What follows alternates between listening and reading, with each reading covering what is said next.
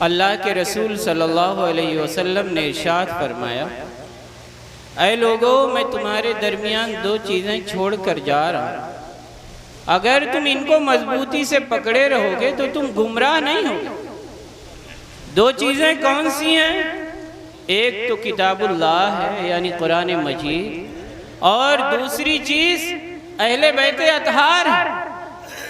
الحمدللہ الحمدللہ آپ لوگ تو ماشاءاللہ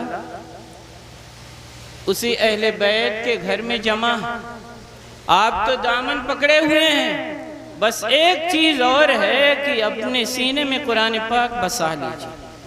میرے بھائیوں، یہ اللہ کا پیغام ہے جو ہمارے نبی صلی اللہ علیہ وسلم لے کر کے آئے، اور جس کی وجہ سے آپ کو بے انتہا تکالیف کا سامنا کرنا پڑا، اسی چیز سے ہم دور ہوئے۔ آج ہم یہاں پر اس محفل میں جمع ہیں، جو باتیں ہم سنیں گے 2 دن بعد ہمارے کانوں سے وہ چیزیں نکل جائیں، کبھی کبھی تو فجر تک ہی وہ چیز باقی نہیں رہ پاتی۔ اسٹیبلٹی بالکل نہیں ہے۔ کیوں نہیں ہے؟ اس کی وجہ یہ ہے کہ ایمان ہمارے اندر تک سرایت نہیں کیا، ایمان ہمارے نسوں نسوں میں گھسا نہیں ہے۔ اس کی وجہ یہ ہے کہ قرآن ہم نے صحیح سے پڑھا نہیں۔ اگر ہم نے دونوں چیزیں لی ہوتی، اہل بیت کو بھی لیا ہوتا اور قرآن پاک کو بھی لیا ہوتا، تو یقیناً کامیاب ہوتے۔ کامیابی ملتی ہے، ضرور ملتی ہے، لیکن ہمیں اس پر آگے بڑھنا ہوتا ہے۔ تھوڑی تھوڑی سی بات آتی ہے، ہم ببک پڑتے ہیں، بالکل بلک جاتے ہیں، ہم ہمت ہار بیٹھتے ہیں، اللہ ہوگا کیا؟ اب تو یہ ہمارے سر پر آ گئے، اب کیا ہوگا؟ ایک واقعہ سنیے، دیکھیے کامیابی کس کو کہتے ہیں۔ حضرت بلال رضی اللہ تعالیٰ عنہ ہیں، غلام ہیں، ایمان لے آتے ہیں۔ مکہ کے کافروں نے پوری کوشش لگا دی ان کو ایمان سے پھیرنے کی، صحن کعبہ میں لٹا کر کے ان کو تکلیف دی جاتی تھی، گرم ریت پر ننگے لٹا دیا جاتا تھا، کسی طریقے سے یہ کلمہ لا الہ الا اللہ سے واپس آ جائے، کلمہ لا الہ الا اللہ ان کے دل سے نکل جائے۔ لیکن حضرت بلال رضی اللہ تعالیٰ عنہ اللہ کے رسول صلی اللہ علیہ وسلم کے دامن کرم سے وابستہ ہو گئے تھے۔ جو اس دامن کرم سے وابستہ ہو جاتا ہے وہ واپس کہاں جاتا ہے؟ اس کے لیے تو کامیابی ہی کامیابی مقدر۔ اور دیکھ لیجئے کچھ ہی سالوں بعد ایسا ہوا کہ اللہ کے رسول صلی اللہ علیہ وسلم فاتحانہ شان سے اسی مکہ میں داخل ہو رہے ہیں، صحن کعبہ میں سب لوگ جمع ہیں، وہ لوگ بھی جمع ہیں جو حضرت بلال کو تکلیف دیا کرتے تھے، سب کے سر جھکے ہوئے ہیں۔ اللہ کے رسول صلی اللہ علیہ وسلم فرما رہے ہیں، بلال کہاں ہیں؟ آئیں۔ صحن کعبہ میں خانہ کعبہ کی چھت پر حضرت بلال کو چڑھایا گیا، وہاں سے اللہ اکبر کی گواہی دی گئی، اللہ کی گواہی دی گئی۔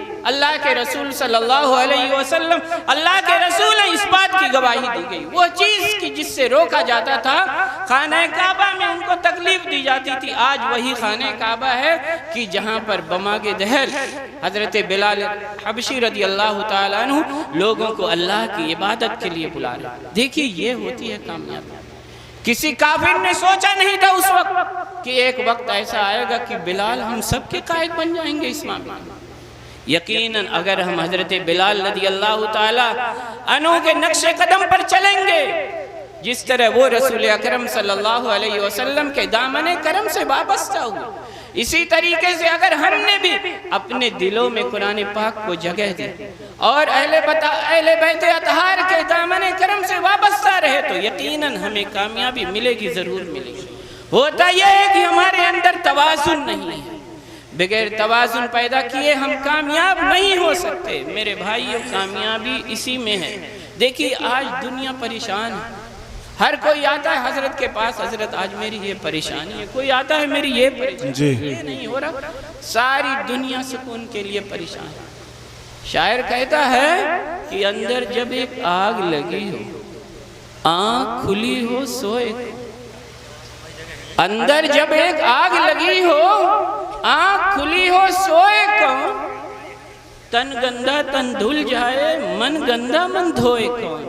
قرآن کہتا ہے آؤ میری طرف، یا ایھا الناس قد جاءتکم موعظۃ من ربکم وشفاء لما فی الصدور وہدی ورحمۃ للمؤمنین۔ تمہارے پاس تو نصیحت آ چکی ہے، تمہارے پاس تو وہ نسخہ کیمیا آ چکا ہے کہ جس کی وجہ سے تمہارے دلوں میں جو کچھ بھی بیماریاں ہیں وہ دھل جائیں گے، تم سکون والی کیفیت میں آ جاؤ گے، تمہیں کامیابی مل جائے گی۔ میرے بھائیوں، آج یہاں سے یہ پیغام لے کر کے جائیے کہ ہم اپنے بچوں کو قرآن پاک ضرور پڑھائیں گے۔ اگر آپ قرآن پاک پڑھ لے گئے تو آپ کو پھر در در بھٹکنا نہیں پڑے گا، آپ کے اندر اللہ کی بھی محبت ہوگی، کیونکہ قرآن اللہ سے محبت کرنے کا حکم دیتا ہے۔ آپ کے اندر اللہ کے رسول صلی اللہ علیہ وسلم کی بھی محبت ہوگی، کیونکہ قرآن اللہ کے رسول صلی اللہ علیہ وسلم سے محبت کرنے کا حکم دیتا ہے۔ آپ کے اندر اہل بیت اطہار کی بھی محبت ہوگی، کیونکہ قرآن آپ کو اللہ کے رسول صلی اللہ علیہ وسلم سے کی آل سے محبت کرنے کا حکم دیتا ہے۔ اللہ تعالیٰ نے تو باقاعدہ ہر نماز میں ایسا سلسلہ جوڑا ہے۔ اللہ تعالیٰ نے جب بھی ہم تشہد میں جاتے ہیں تو پڑھتے ہیں درود پاک، اللہم صلی علی محمد وعلی آل محمد۔ بار بار ہم یہ تذکرہ کرتے ہیں، بار بار ہم یہ پڑھتے ہیں، لیکن ہم نہ جاننے کی وجہ سے، جاہلیت کی وجہ سے ہم وہ چیز دل میں بسا نہیں پاتے ہیں۔ میرے دوستو، میرے بھائیوں، میری بہنوں، اگر تم چاہتے ہو کہ تمہیں کامیابی ملے، دیکھیے اس دنیا سے اسی صورتحال میں جانے میں کامیابی ہے جب آپ اس دنیا سے ایمان کی حالت میں جائیں۔ صورتحال بہت اچھی نہیں ہے، آپ کے ایمان پر ہر طرف سے حملہ ہو رہا ہے، آپ ایک دم ڈاما ڈول والی کیفیت میں ہیں۔ اگر آپ اپنے ایمان کو مضبوط نہیں کریں گے حضرت بلال جیسا، تو آپ کیسے سنبھال پائیں گے چیزوں کو؟ آپ بتائیے ذرا، آپ کے ایمان کو مضبوط کون سی چیز کرے گی؟ قرآن پاک کرے گا۔ قرآن پاک آپ کو جگہ جگہ سے مثالیں بتائے گا کہ کیسے چیزیں بدل جاتی ہیں۔ ایک واقعہ سن لیجئے، حضرت ابراہیم علیہ السلام کے لیے مہینوں آگ گرمائی گئی، بھڑکائی گئی، اتنی زبردست آگ تھی کہ کوئی قریب سے حضرت ابراہیم علیہ السلام کو ڈال نہیں سکتا تھا، کہیں لپٹ اس کو بھی نہ لگ جائے۔ پورا باقاعدہ منجنیق تیار کی گئی، دور سے ان کو پھینکا گیا، لیکن آپ دیکھیں آگ جلا پائی ان کو؟ نہیں جلا پائی، کیونکہ رب نے نہیں چاہا۔ رب نے تو ڈائریکٹ آگ کو حکم دے دیا، قلنا یا نار کونی بردا وسلاما علی ابراہیم، ہم نے کہا اے آگ تو ٹھنڈی ہو جا اور سلامتی والی ہو جا ابراہیم علیہ السلام پر۔ حضرت عبداللہ ابن عباس رضی اللہ عنہما فرماتے ہیں کہ اگر سلامن کا لفظ نہ لگایا ہوتا تو آگ اتنی ٹھنڈی ہو جاتی کہ حضرت ابراہیم علیہ السلام کو اس ٹھنڈک سے تکلیف پہنچ سکتی تھی۔ دیکھیے اتنا خیال رکھا جاتا ہے جب ہم اللہ کی راہ میں قدم آگے بڑھاتے ہیں۔ آپ کے لیے کیا کچھ نہیں ہو سکتا، آپ اللہ کے فرما بردار بندے تو بنیے، آپ اللہ کے رنگ میں رنگیے تو صبغۃ اللہ ومن احسن من اللہ صبغہ، اللہ کے رنگ میں رنگ جائیے، اللہ سے بہتر رنگ کس کا ہو سکتا ہے۔ ہم جب قربانی کرتے ہیں، قربانی میں یہ دعا ضرور پڑھتے ہیں، ان صلاتی ونسکی ومحیای ومماتی للہ رب العالمین۔ کیا ہے اس میں؟ سرنڈر ہی تو ہے، سبمیشن ہی تو ہے۔ ہم یہ کہتے ہیں بے شک میری نماز، میری قربانیاں، میرا مرنا، میرا جینا سب کچھ اللہ کے لیے ہے جو رب العالمین ہے، جو تمام جہانوں کا رب ہے۔ بتائیے کیا کبھی ہمارا اٹھنا بیٹھنا اس طریقے سے دکھتا ہے؟ ہم وعدہ تو کرتے ہیں اللہ کی بارگاہ میں، کیا ہمارے اندر سبمیشن کی وہ جھلک دکھتی ہے؟ بار بار ہم دنیا کی طرف بھاگتے ہیں، بار بار ہم دنیا کی طرف بھاگتے ہیں۔ نعرہ تکبیر، نعرہ رسالت،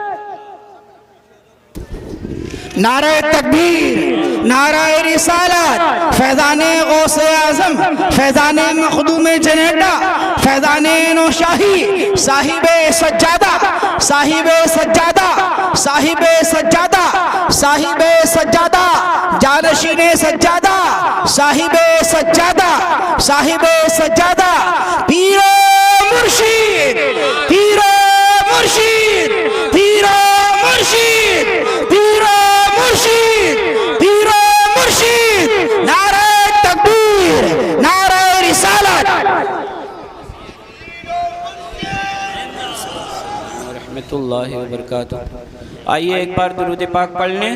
اللہم صلی علی سیدنا شفیعنا حبیبنا مولانا محمد وبارک وسلم، صلو علیہ صلاۃ و سلاما علیک یا رسول اللہ، صلی اللہ تعالی علیہ وسلم۔ عزیزان محترم، تو میں یہ کہہ رہا تھا کہ رب العالمین کی بارگاہ میں ہمیں اپنے آپ کو مکمل فرما بردار بنانا ہوگا۔ جب تک ہم اللہ رب العزت کی بارگاہ میں مکمل فرما برداری والا رویہ اختیار نہیں کریں گے، ہمیں کامیابی نہیں مل سکتی۔ ہمیں اس طرح سے فرما برداری اختیار کرنی ہوگی جس طریقے سے انبیاء کرام نے کیا، جس طریقے سے اہل بیت اطہار نے کیا۔ عزیزان محترم، ہمیں دین اور دنیا میں اپنی ترجیحات طے کرنی ہوں گی۔ بس ایک واقعہ بتا کر کے میں رخصت ہونا چاہوں گا۔ حضرت فاطمہ رضی اللہ تعالی عنہ ہیں، حضرت امام حسن اور حسین رضی اللہ عنہما ہیں، چھوٹے چھوٹے سے ہیں، پرورش میں اور گھر کے کام میں تھوڑی سی دقت پیش آتی ہے۔ اللہ کے رسول صلی اللہ علیہ وسلم کے پاس ڈھیر سارے غلام آتے ہیں اور سارا مال آتا ہے۔ دونوں مشورہ کرتے ہیں، حضرت علی رضی اللہ تعالیٰ عنہ اور حضرت فاطمہ رضی اللہ تعالیٰ عنہ مشورہ کرتے ہیں کہ ہمارے یہاں بھی ایک خادم آ جائے تو تھوڑا سا آسانی ہو جائے۔ حضرت فاطمہ رضی اللہ تعالیٰ عنہ اللہ کے رسول صلی اللہ علیہ وسلم کے پاس تشریف لے جاتی ہیں۔ اللہ کے رسول صلی اللہ علیہ وسلم اس وقت گھر پر موجود نہیں تھے۔ حضرت عائشہ صدیقہ رضی اللہ عنہ سے اپنی بات کہہ آتی ہیں۔ اللہ کے رسول صلی اللہ علیہ وسلم تشریف لاتے ہیں گھر پر۔ حضرت عائشہ صدیقہ رضی اللہ تعالی عنہ حضرت فاطمہ رضی اللہ تعالی عنہ کی بات کہتی ہیں۔ اللہ کے رسول صلی اللہ علیہ وسلم رات میں حضرت علی رضی اللہ تعالی عنہ کے گھر تشریف لاتے ہیں۔ حضرت علی رضی اللہ تعالی عنہ بیان کرتے ہیں کہ اللہ کے رسول صلی اللہ علیہ وسلم ہمارے گھر تشریف لائے، اس وقت ہم لوگ لیٹے ہوئے تھے، ہم نے چاہا کہ ہم اٹھ کر کے بیٹھ جائیں، اللہ کے رسول صلی اللہ علیہ وسلم نے منع فرما دیا، کہا نہیں لیٹے رہو۔ ہمارے درمیان اس طریقے سے تشریف فرما ہوئے کہ اللہ کے رسول صلی اللہ علیہ وسلم کے قدم مبارک کی گرمی کو میں محسوس کر رہا تھا۔ اللہ کے رسول صلی اللہ علیہ وسلم نے دیکھیے فرمایا، غور سے سنیے، اللہ کے رسول صلی اللہ علیہ وسلم نے فرمایا جو تم نے طلب کیا تھا آج، کیا میں اس سے بہتر چیز تم کو نہ دے دوں؟ دونوں نے کہا اے اللہ کے رسول صلی اللہ علیہ وسلم ضرور۔ اللہ کے رسول صلی اللہ علیہ وسلم نے فرمایا جب تم رات کو سو تو 33 مرتبہ سبحان اللہ، 33 مرتبہ الحمدللہ، 34 مرتبہ اللہ اکبر کہہ لیا کرو، یہ تمہارے لیے اس چیز سے بہتر ہے جو تم نے طلب کیا ہے۔ میرے عزیزو دیکھیے اللہ کے رسول صلی اللہ علیہ وسلم نے اپنے اولاد کے لیے کون سی چیز چنی؟ ہمیں ایسے ہی اپنی ترجیحات کو متعین کرنا ہوگا، ہمیں اپنے بچوں کے لیے دین چننا ہوگا، ہمیں دونوں بہتر کرنی ہے، لیکن دین ہمارے لیے سر کا تاج ہے۔ اگر ہمارا دین سلامت ہے تو کامیاب ہیں ہم۔ استغفر اللہ ربی من کل ذنب و اتوب الیہ۔ السلام علیکم ورحمۃ اللہ وبرکاتہ۔